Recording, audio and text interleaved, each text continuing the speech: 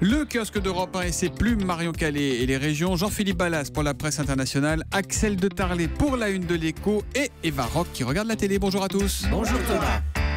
On commence avec vos quotidiens nationaux. En lisant la presse ce matin, on se dit que trop d'attention peut nuire. Ainsi, Metro News titre « Les États-Unis trop à l'écoute ». Il y a ceux comme l'humanité qui s'indignent et ceux comme l'opinion qui dénoncent la grande hypocrisie.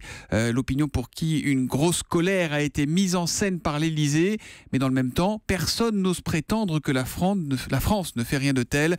C'est le bal des indignés, poursuit Libération. Même tonalité pour 20 minutes qui met tous les pays dans le même sac et titre « Le monde est au radar ». Autre problème de téléphone, une du Figaro cette fois, mais là c'est surtout un souci pour SFR qui voulait racheter Bouygues.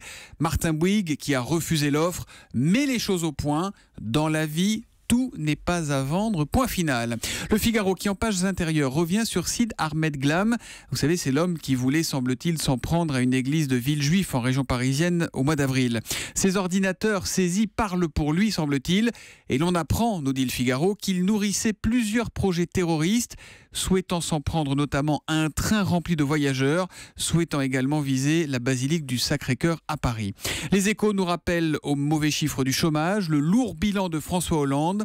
Et puis Christine Lagarde fait la une de Challenge et évoque sa succession. Tout dépendra de la volonté des membres du FMI. S'ils souhaitent que je continue à servir, c'est certainement quelque chose que je considérerai. En langage simple, on peut aussi dire gardez-moi s'il vous plaît. À la une des régions, Marion Calais, parmi les unes de la PQR que vous avez choisi ce matin, encore une histoire de service secret, décidément. Oui, les services secrets qui détournent le TGV dans les Pyrénées-Orientales. C'était la une de l'Indépendant.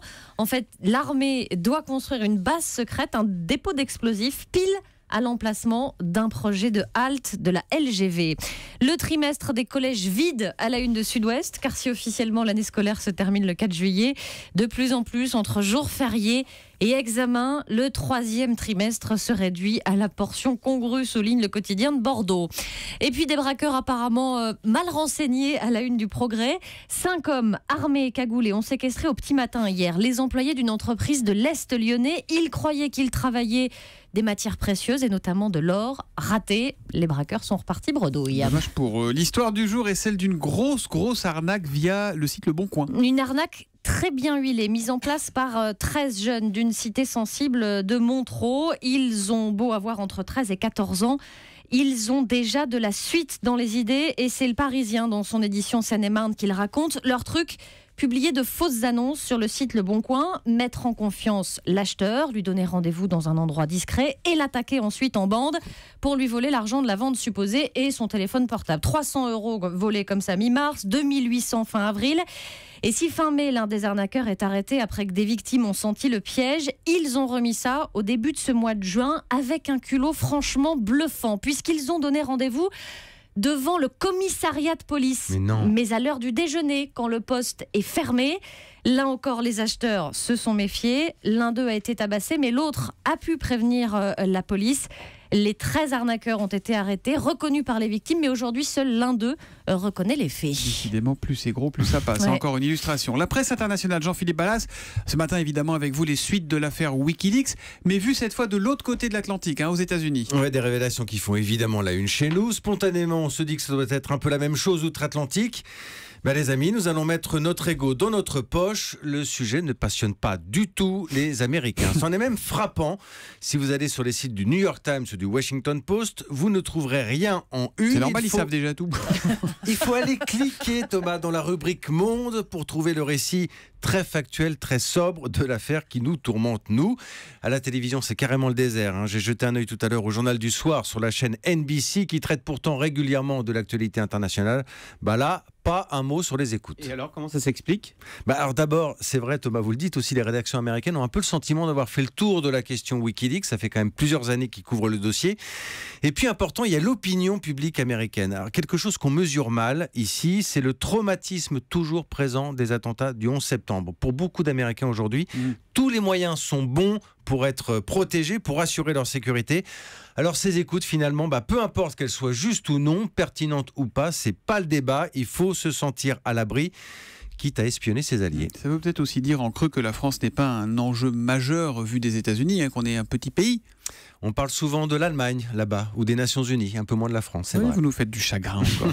À la une de l'Écho, Axel de Tarlet. Ah, voilà, Axel. Mais bien, il nous emmène en vacances, Axel. Quelles sont les destinations favorites des Français pour les vacances à l'étranger? C'est un papier des Échos ce matin. Exactement, parce qu'hier, il y a eu le syndicat des tours opérateurs qui a publié les chiffres qui ne sont pas très bons d'ailleurs. Les Français partent de moins en moins en vacances. Il faut savoir qu'en gros, il y a 10 à 15% des Français qui partent en vacances à l'étranger, puisque ce sont de ces statistiques dont il s'agit.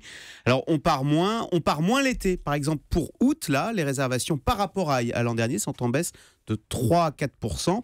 En fait, on part plus hors saison. En revanche, pour septembre et octobre prochain, les chiffres sont en hausse parce que c'est moins cher, on échappe à la foule, etc. Mais alors, on part où? Alors, on part où? Voilà. Je crois qu'elle vous fait une proposition. Alors, d'abord, où partons moins? Eh bien, je rebondis exactement sur ce que vient de dire Jean-Philippe. Toute l'Afrique du Nord est sinistrée. Vous avez donc la Tunisie, évidemment, après les attentats du Bardo cet hiver. Ils ont fait moins 38%, mais vous avez même le Maroc où il ne se passe rien, moins 33%. La Turquie, avec sa frontière avec la Syrie, moins 41% cet hiver. Et donc, évidemment, tous ces touristes se reportent sur l'Europe, qui est la grande gagnante. Alors, vous avez l'Europe du Sud, évidemment, plus 15%. Vous avez, alors, du coup, comme on va moins en Afrique du Nord, on va beaucoup plus aux Canaries, qui est devenu plus 52% les îles Canaries. Oui, c'est en Espagne, mais vous retrouvez la douceur du climat. Je parle de cet hiver-là. Et vous avez aussi, phénomène nouveau, l'Europe du Nord, qui devient trendy. Parce que j'avais parlé de l'Irlande. Trendy, l'Irlande, plus 22%. Et en long courrier, alors vous avez la République dominicaine qui fait beaucoup d'ombre aux Antilles françaises, qui continue de reculer. Et alors il y a un grand vainqueur cet hiver et qui va se prolonger, c'est Cuba Libre, Cuba, plus 117% depuis, avec suite au rapprochement avec les États-Unis, finalement. Ça a fait une énorme publicité à cette destination. Mais rien ne vaut, j'allais terminer par la France, qui capte quand même 70%, qui reste la destination favorite des Français. Les 3/4 des Français partent en vacances en France. À table à la télé ce soir, TF1, 20h55, Masterchef, le retour, Eva Rock. C'est la 5e saison du concours culinaire, vous savez, qui est réservé aux cuisiniers amateurs. Ce ne sont pas des professionnels. On garde le concept, c'est-à-dire des candidats, des épreuves, un jury, des éliminations, du piment d'Espelette. Je ne sais pas pourquoi ils mettent du piment d'Espelette partout. Pour le reste, tout change. On commence avec une nouvelle animatrice, Sandrine Quétier. Et alors ce soir, vous allez voir, la première épreuve est diabolique. Ils sont 300 à Marseille. Et il n'en restera que 30 qui sont qualifiés par un jury de 3 nouveaux chefs, à commencer par Gilles Goujon, 3 étoiles, et très très content d'être un Masterchef. Masterchef, c'est une compétition. J'adore ça, la compétition. Je crois que c'est l'esprit de la cuisine, c'est la compète. C'est super de voir des gens qui ont envie, etc. À nous, justement, de leur amener du goût. Alors ensuite, vous allez rencontrer Christian Etchebest. C'est un autre Etchebest, pas celui d'M6. C'est un frère, non Non, ils n'ont rien à voir. Rien à voir. Rien à voir. Il est défenseur de la bistronomie. Alors lui, il a la gouaille du Sud-Ouest. Faites bien attention, prenez le temps, bien assaisonné. Il manque un peu de peps dans ta sauce, mais ça va, c'est un mariage qui ne me déplaît pas. Simplicité, assaisonnement, cuisson, tout ce que nous les cuisiniers on aime. Et avant de partir, tu rangeras ton bordel derrière. Ce sont des gens qui ont toujours de la musique derrière eux quand ils oui, parlent. C'est un truc, c'est infernal. Je ne sais pas pourquoi d'ailleurs. Et puis vous découvrirez aussi Yannick Delpech. Alors lui, il est 2 étoiles et il a une idée très précise du profil du gagnant Masterchef. Le profil type du gagnant Masterchef, c'est pas forcément celui qui arrivera avec le plus de savoir. C'est peut-être celui qui évoluera le plus, motivé, qui a envie de cuisiner, qui a envie de nous transmettre quelque chose. Montre-nous de quoi tu es capable. Montre-nous quelle est ta cuisine.